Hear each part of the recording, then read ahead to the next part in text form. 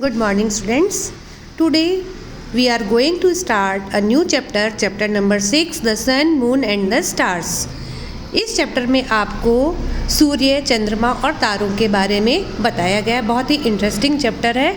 आगे देखिए, आप सुबह जब उठते हैं तो आपको सुबह सुबह क्या दिखाई देता है? सूर्य।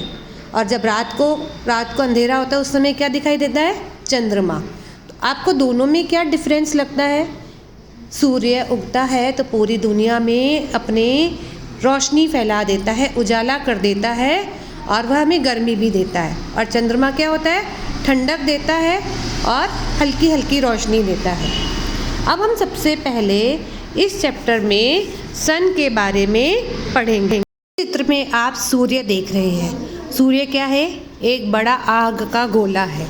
ये बहुत ज़्यादा गर्म गैसों से बना हुआ है और यह हमें गर्मी और रोशनी देता है। बिना गर्मी और रोशनी के इस धरती पर जीवन असंभव है। सन भी एक स्टार है और यह धरती के बहुत ही पास में है। आगे हम इनके परिवार के बारे में मैं आपको एक छोटा सा वीडियो दिखा रही हूँ। आप देखिए कि सन के चारों तरफ कैसे उसके प्लैनेट्स चक्कर लगाते हैं।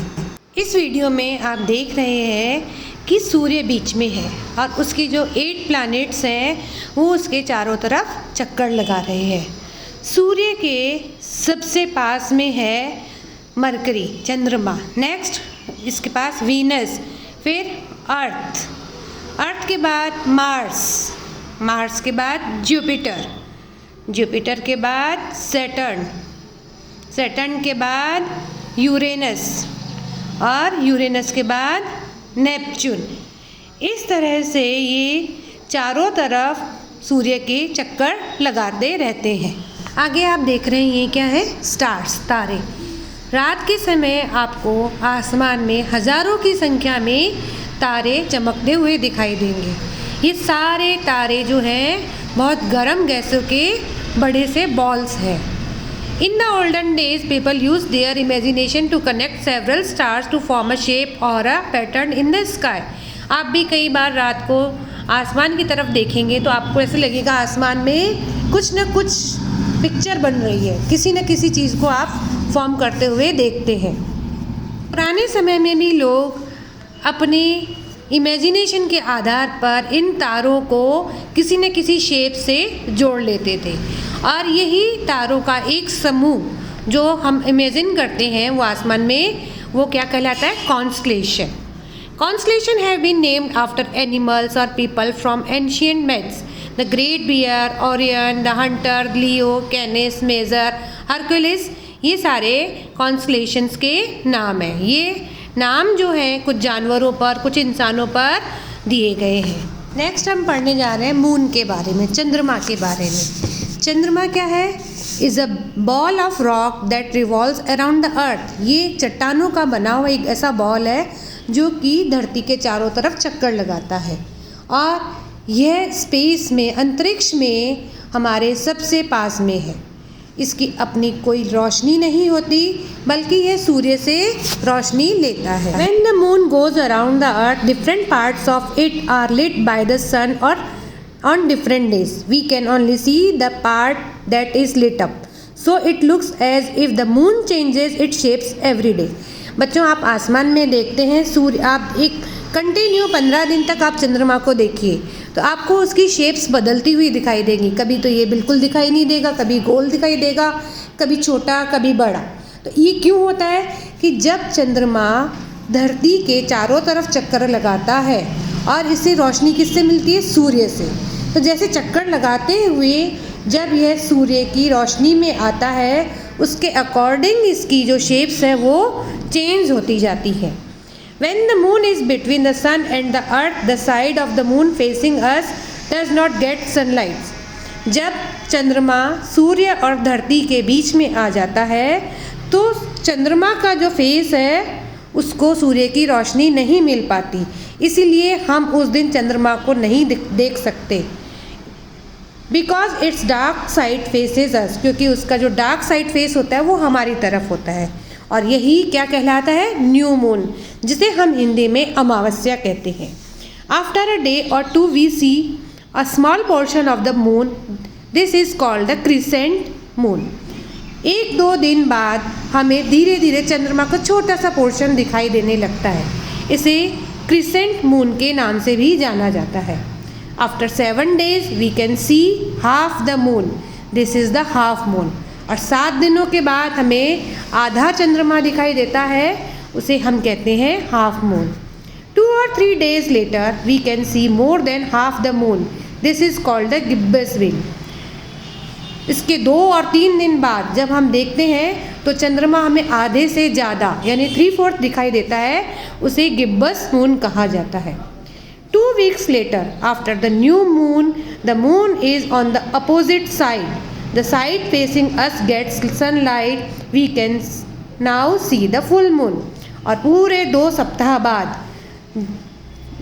न्यू मून के पूरे 2 सप्ताह के बाद चंद्रमा का जो अपोजिट साइड है जिसमें कि सूर्य की रोशनी मिल रही होती है वो हमारी तरफ होता है, तब हम उसे फुल मून कहते हैं।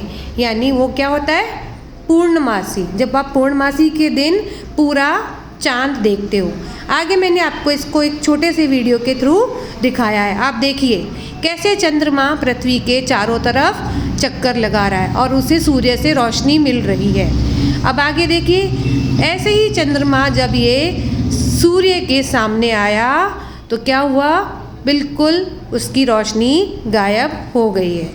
अब धीरे धीरे करके आगे देखिए कैसे जब यहाँ से इसको सूर्य की रोशनी मिली तो यह पूरा चमकने लगा और ये पूर्णमासी का दिन यानी फुल मून है ये। इसके बीच में क्या होता है, न्यू मून और फुल मून के बीच में क्या होता है, ये इसके देखिए चंद्रमा की कलाएं हैं, कैसे छोटा सा है। जब बहुत न्यू मून के कुछ दिन की बात है, ये 2-3 दिन बाद ये धीरे धीरे धीरे करके देखिए बढ़ता जा रहा है और आफ्टर 7 days ये हाफ हो गया, फिर ऐसे करते हुए ये फुल मून 15 days के बाद फुल मून हो गया। ये मैंने आपको इसको एक पिक्चर के जरिए दिखाया है, वीडियो के जरिए आप इसे ध्यान से देखिए। The different shapes of the moon as seen from the earth are called the faces of the moon। ये जो चंद्रमा की अलग अलग शेप्स आप देखते हैं धरती पर दिखाई देती हैं, उन्हें क्या कहा जाता है, phases of the moon. It takes the moon nearly 28 days to go around the earth, so the number of days between one new moon and the next is 28 days। कि इस चंद्रमा को पूरे चक्कर लगाने में ऐसे लगभग 28 दिन लगते हैं, इसीलिए एक न्यू मून शुरू होने में इसके पूरे 28 दिन का एक चक्कर लगता है, यानी 28 days में न्यू मून वापस आता है। आपको मालूम है महीने में एक बार अमावस्या आती है और एक बार पूर्णमासी आती है, तो पूर्णमासी एक महीने में आती है, उस एक महीने में जो ये चंद्रमा है वो अपना पूरा एक चक्कर लगाता है। ठीक है, आगे हम इसकी एक्सरसाइज देखेंगे। Question number 1, which of these is a star, sun, moon, earth, Orion. Star कौन है, sun. Which of these is the biggest in size, सबसे बड़ा साइज में कौन है, अर्थ, मून, सन या मरकरी। सबसे बड़ा है sun. Question number 3, which of these is not a constellation. Constellation कौन है, आपको मालूम है मैंने क्या बताया, जो डिफरेंट फिगर्स बनते हैं आसमान में उनको कॉन्स्टलेशन कहा जाता है। तो ओरियन, लियो, ग्रेट बियर तो आपने पढ़े थे पहले। मून कॉन्स्टलेशन नहीं है, इसका आंसर है moon. Question number 4, on which day after the new moon do we see the full moon. New moon के कितने दिन बाद हम फुल मून देखते हैं, ये है 14 days। बी देखिए, fill in the blanks. The sun gives, सूर्य से हमें क्या मिलती है, heat and light. The earth is a planet. Sun and its, sun के कितने प्लैनेट्स हैं, 8 planets belong to the solar system. ये क्या कहलाते हैं, solar system. You can not see the moon on new moon day. हम new moon के दिन हम चंद्रमा नहीं देख सकते। आपको इसके आगे क्रॉसवर्ड पजल दी हुई है। इसमें नंबर 1 पर देखिए, a big ball of hot gases star, a constellation Hercules. Across में देखिए, they revolve around the sun, planets, the phases where we see more than half the moon, ये है gibbous. Number 5, the phase where we see less than half the moon, crescent moon. Question number D, इसमें आपको true और false बताने हैं। Number 1, the moon is closer to us than the sun, moon जो है वो सूर्य से ज़्यादा हमारे करीब है, सही। Number 2, the planets and the moon do not have light of their own, कि प्लैनेट्स और मून की अपनी खुद की कोई रोशनी नहीं होती, सही बात है, क्योंकि ये रोशनी सूर्य से लेते हैं।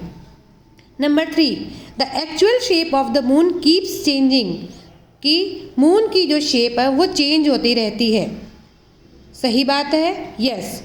The new moon shines brightly in the sky, new moon आसमान में तेज चमकता रहता है, नहीं, उस दिन तो चंद्रमा दिखाई ही नहीं देता। इसके बाद आपके हैं क्वेश्चन आंसर्स, तो मैं आपको कुछ क्वेश्चन आंसर लिख कर दूंगी, आपको सिर्फ वही आप अपनी कॉपी में करेंगे और ये बुक का काम अपनी बुक में करेंगे। मैं आगे अपना नंबर सेंड कर रही हूँ, बाकी की मैं सब्जेक्ट पढ़ाती हूँ तो आप उसी नंबर पर मुझे सेंड कर देंगे। Okay, thank you.